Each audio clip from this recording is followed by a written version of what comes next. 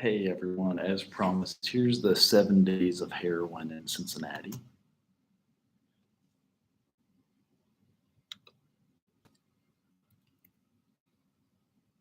We've already seen that part. Police will take children from addicted parents. Taxpayers will spend heavily to lock up drug users. People will overdose in gas stations and parks and school parking lots.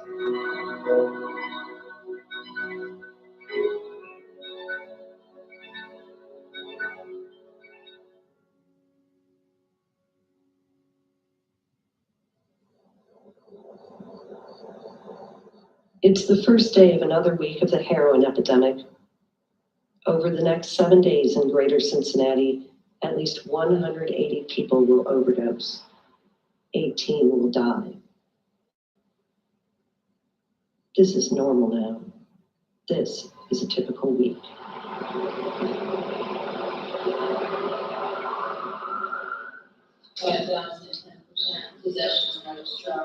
Here's courtroom A in Hamilton County. It's the first stop for those arrested the night before on heroin charges. Says the defendant did knowingly have in his possession a clear liquid in a syringe, which he admitted was heroin. On this morning, as on most, 1 in 4 cases on the docket is directly connected to heroin. They come from wealthy neighborhoods and poor. She had syringes in her vagina that she did not disclose. They are young and old, parents and grandparents, sons and daughters. Sometimes they are brought here hours after they almost died from an overdose. Sometimes they don't make it to court. Heroin and other opiates kill 1 American every 16 minutes. That's more than die in traffic crashes. Cincinnati 911, what is the address of your emergency? 4980 Glenway Avenue, the Covedale Library. My children's librarian is asking for a document. She thinks that he may be overdosing. Hello? Hello, Cincinnati 911. Yes, please, sir. My brother and his friend overdosed. Where's In the my man? car. I'm running to rapid report. What's going on? Big breathing. Well, what's that blue? This whole thing, my buddy didn't answer his phone, and I believe he's OD, and I think he's dead. Okay, can you tell me for sure if he has a pulse or a heartbeat? He's ice fucking cold. I got a phone call. She was all upset for. I couldn't understand her, and I said, "I think she's telling me my baby's dead." No, it's not real. No, I don't know. It feels like your soul is your body. It felt like somebody just blasted me in the chest with a shotgun. That's what it really felt like. I guess they see it so much, they just look at it like, well, there's another dumbass, whatever. That corner said, I deal with this every day. And they kept, well, we deal with this every day. I said, yeah, well, I don't deal with this every day. I don't got to deal with every day and bury my child. Every day my child's dead. I don't do that every day. How would you if you want your child is dead? They did. As soon as I leave it, I said, it ain't time. He hadn't been using it. He's been clean for a year. He said, Mom, look, I promise you, Mommy, I will never do heroin again. He said, Mom, that stuff they got every day. He said, it's not heroin. He said, it's intentionally made to kill you. So what happened that made me want to do a shot of heroin again? By the end of the night, at least 20 people in Greater Cincinnati have overdosed. 4 have died. In the early morning, Covington police raid a house for drugs and guns. It's a constant battle to keep up as demand for heroin rises. Heroin is big business, and cartels from Mexico want to cash in. They flood markets like Greater Cincinnati with drugs and rely on street dealers to find customers. Police go after those dealers, but if one goes down, another is always ready to step in. There's an overdose right here by the church. You see a needle man? Yeah, Why do you think yeah. it's OD? That's usually what it is nowadays. You feel somebody laid in the alley. This is what it is now. Heroin isn't just a big city problem. Small towns across Ohio and Kentucky have been devastated by the drug. You know, when we started this ministry, we were so excited about just being able to do what God wants us to do. We didn't realize the magnitude of what we were faced with. Gerald Breeden created Firehouse Ministries to do something about it. His church welcomes all, including anyone seeking help with addiction. And when I hear him talk, it's like it's a demon that's got them. You know, that it's something inside of them that's really evil that's forcing them to do what they're doing. And a lot of these kids, you know, are faced with that same choice, and maybe sooner than later with the way things are. The kids that we help and that we minister to, there's not one of those kids that are not affected by the addiction problem. And heroin seems to be the greatest controlling factor. Somebody in their family is directly connected with drug culture, and these kids are faced with that. And I've also seen some families where not only the parents are using, but they're using with their kids. And that is a really risky place for all of them to be.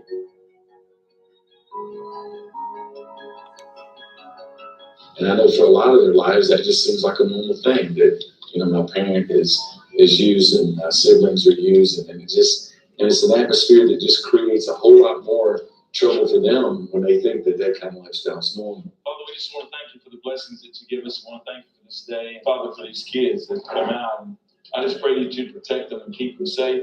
Draw them close to you and let them experience you. In Jesus' name. Amen.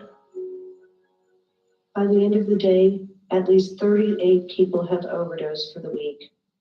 6 have died. As heroin addiction progresses, people can lose careers, family support, even their homes. Some end up here, under the city's interstates. When I started to hit the homeless camps pretty regularly, there was a lot of alcoholics and mentally ill individuals that weren't being medicated properly. Now it's mostly heroin. It's Officer Tim Epstein's job to clear out these homeless camps, but he also tries to help. These people are in a tough spot in their lives. Nobody really recognizes their rock bottom until it's pointed out to them. The goal isn't to take them to jail. The goal is to connect them to services. But sometimes I'll have to take people to jail. Each time you get evicted and have to change something, it's an opportunity to make the decision to make the big change, to actually get off the heroin or the other drugs that you're on.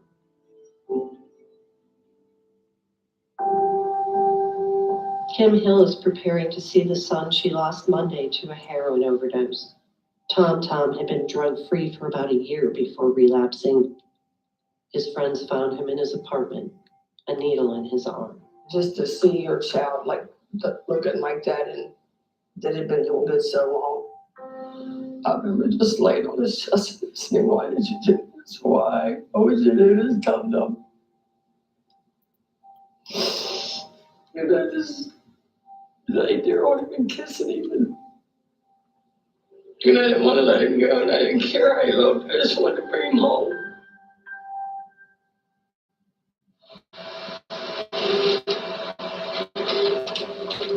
Crime like this one in Cold Spring are scrambling to keep up with demand.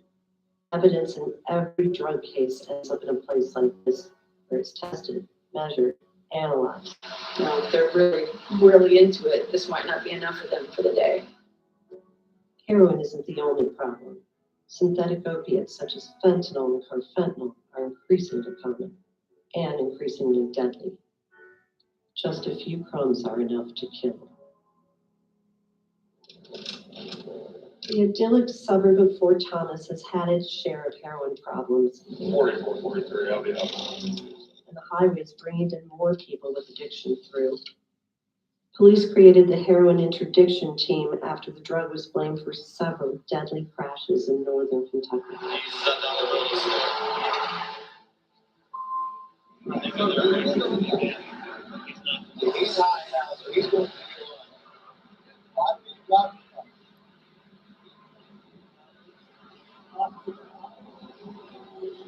Drug driving is more common now than drunken driving. The right help can be hard to find for those addicted to heroin. Treatment centers fill up quickly. and programs that work for some addictions don't work well for heroin. The Campbell County Jail has a new approach. Women here get evidence-based treatment. They get medication when they leave jail. But that's not where it ends. For 2 years, they get health checks, job training, and housing assistance. She could get treatment. I literally shut down everything from my sisters, from my brother.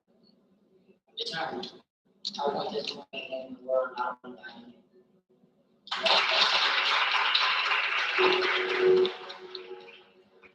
Cincinnati 911, what is the address of your emergency? No, I'm in the parking lot of, school, but it's like emergency, I think you overdosed, I don't know what you took. I can remember waking up from being revived, and it was just literally like a fog of a dozen people standing around me. I had no idea who was who, and it was terrifying because it's almost like you're laying in a casket. It took Amy Parker years to learn how to live without heroin. She relapsed more times than she can remember and alienated family and friends.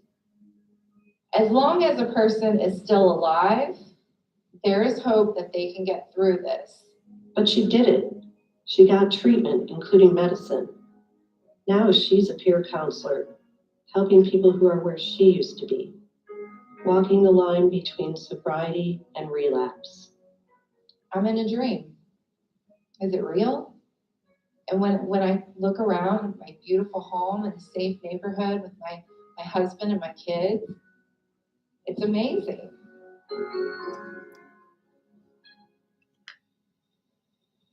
By the end of the day, at least 63 people have overdosed for the week. 9 have died. Well, we're at 9 Mile and 52. Claremont County Sheriff's deputies are targeting heroin users on US 52. Pill mills along this route used to give drug users easy access to prescription painkillers. Now, those drug users come looking for heroin. Since the heroin problem has just been the area that we've really had to target, and it just doesn't seem to be going away.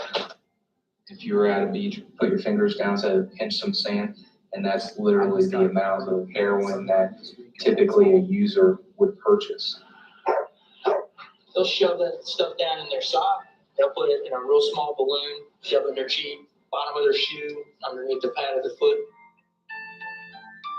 You know, it's true of finding a needle in a haystack.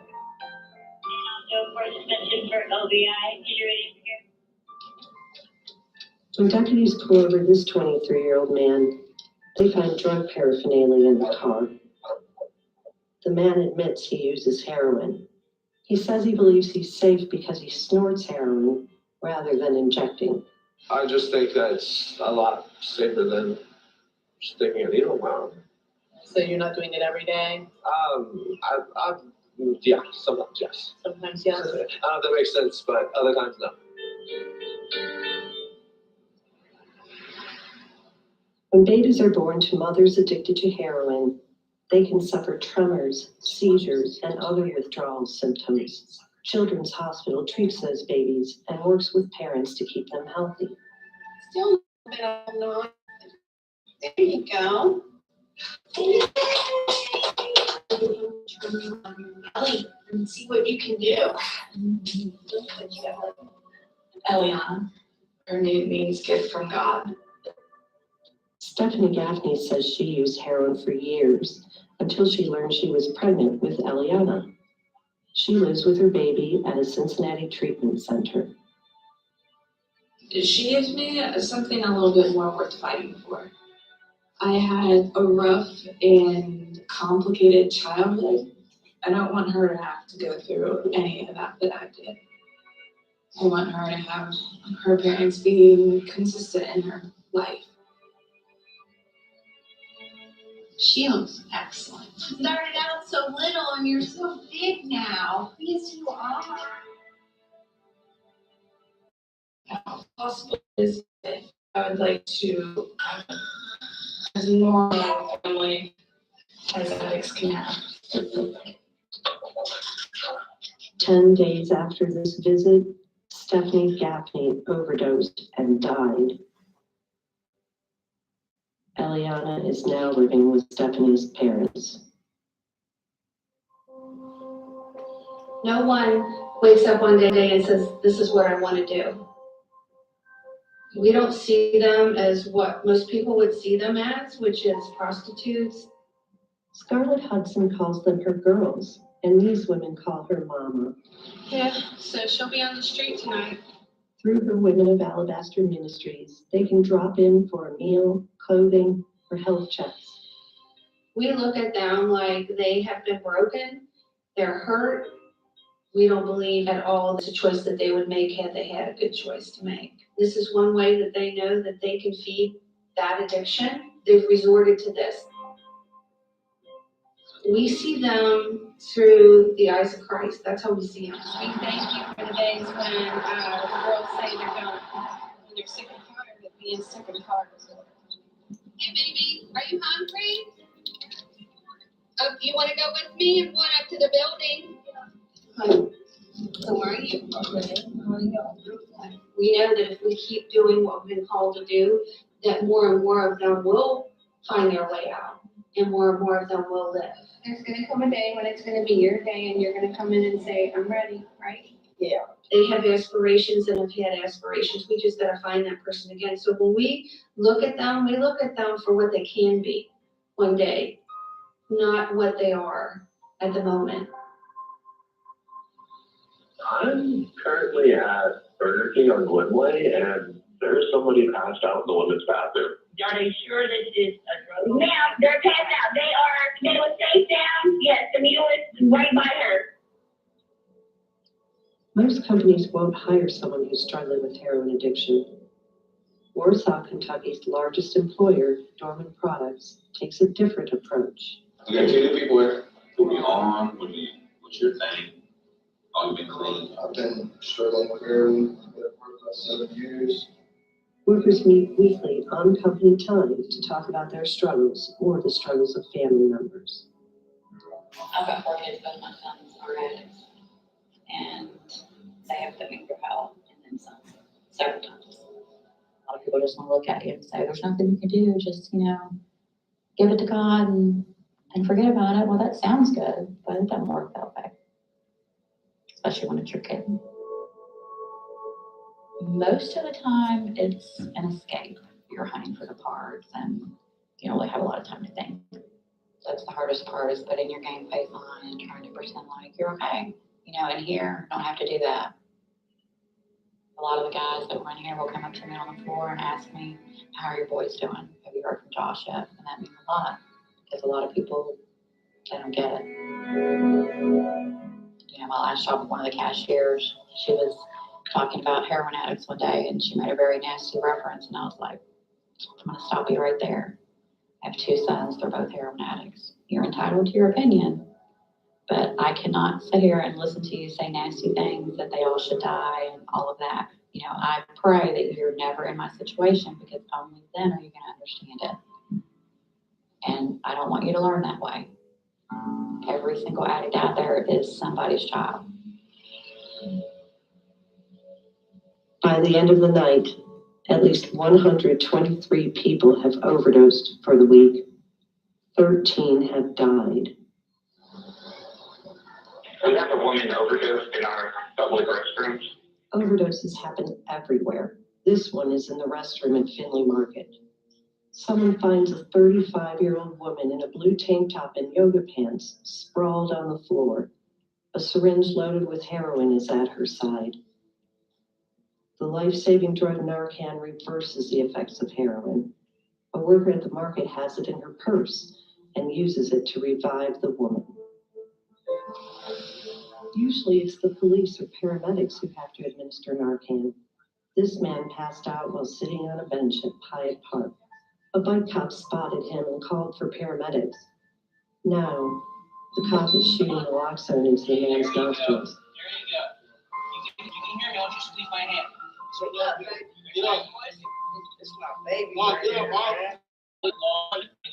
When paramedics show up, they insert an IV and give him another naloxone dose. Is it light, buddy? This time the man rouses. It's okay, buddy. Relax, you're good, okay? Just lay still. When he comes to, the medics tell him he should go to a hospital, or at least sit and drink some water. Instead, a friend helps him to his feet, and they walk away.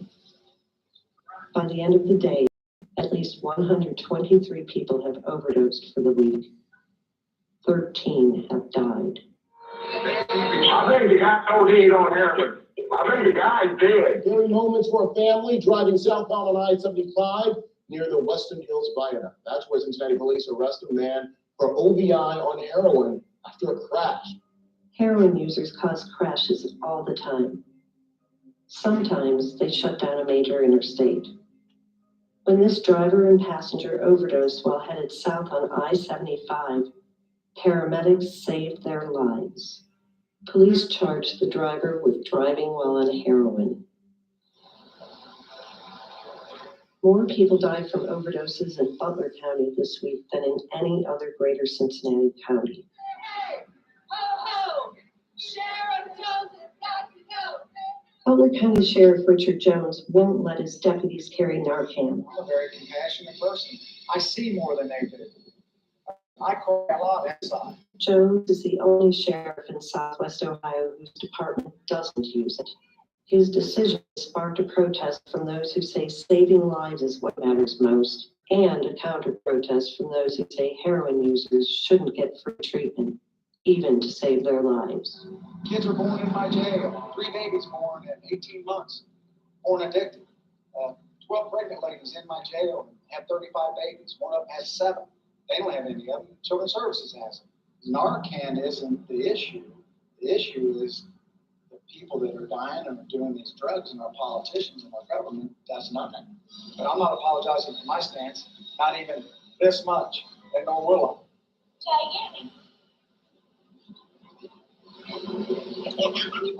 Brianna and Jackson are so freaking happy. They're the happiest kids. I don't understand how they can be so happy.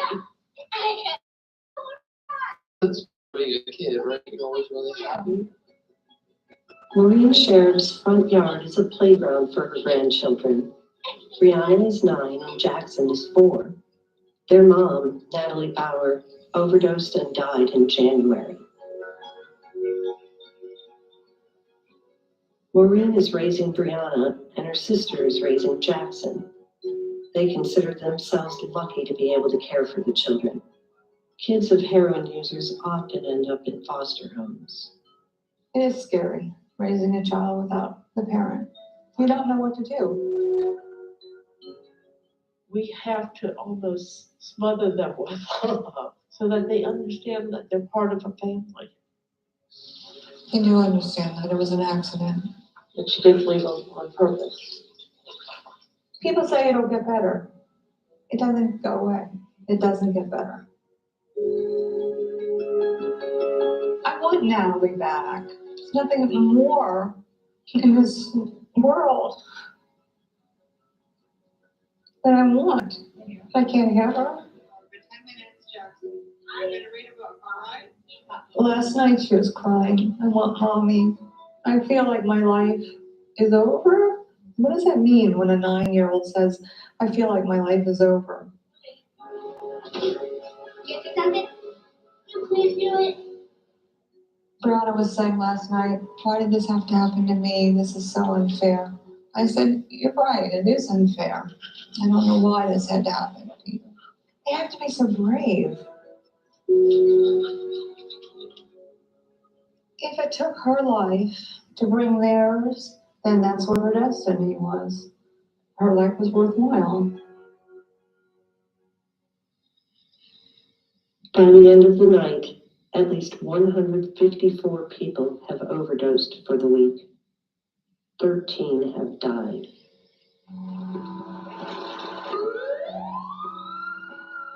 It's a neighbor, Judge. They just came in running outside to get us. And Are they breathing? No, she's not breathing, honey. Her name's Gracie. That's all I know. But my friend has 2 shots in her hand. I'm about to give her now. We gotta get her out of the store.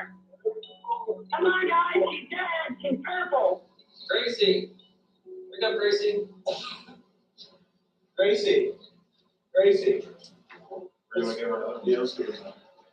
Either she got a new dealer, her new dealer hosed her, or she's been off for a while and jumped back into the game.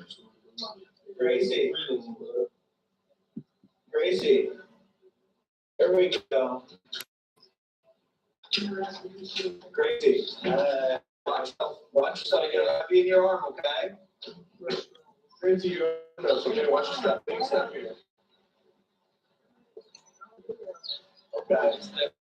Let somebody give you some heroin while you're sleeping. And it's here right there for us, okay?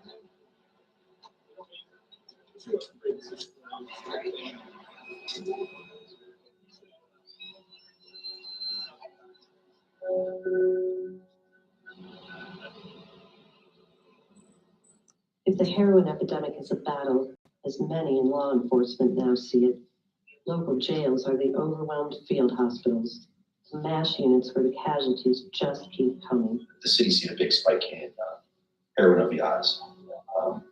From what I understand is they've had more heroin-related OVIs than they have alcohol-related OVIs. And they're easier to convict too. Because the time they took my with a needle in their arm, they get Narcan to bring them back. And the only thing that Narcan works on is difficult. So I can't really hide that. I'm dedicated every day to the rush of getting high. I'm sick of it. It's a trend, I guess, we're trying to system. It's really hard to get out. So I've been going OD, did about 7 or 8 separate times over the time, so, I probably have 20 odd ODs, I should by all accounts probably be dead. More than 200 inmates at the Hamilton County Justice Center are admitted heroin users. Jail officials believe the actual number is much larger. Heroin users typically don't stay here long. They get patched up and booked, but the jail is crowded. If they've committed no other crime, they are often released within days or hours. Many return again and again. Thank you for stressing me out.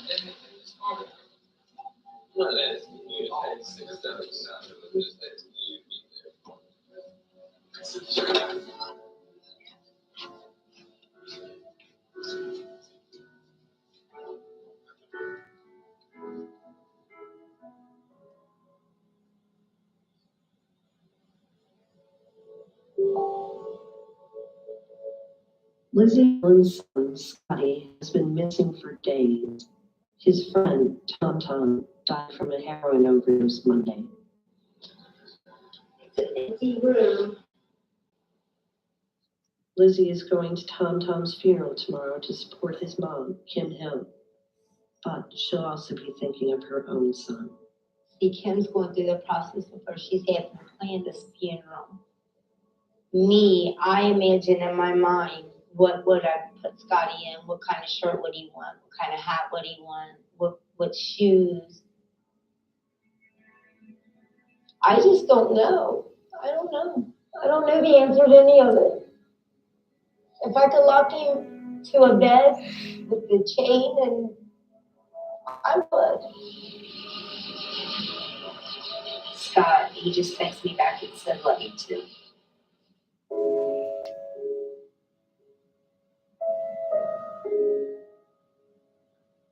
By the end of the week, at least 180 people have overdosed.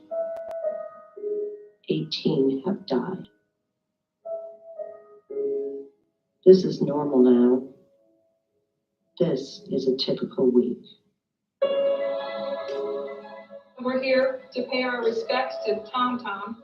He had a big heart and he was all about family. Tom Tom was here today and he could say anything he wanted to us. He would say to those of you that are using heroin, please don't let this death be in vain.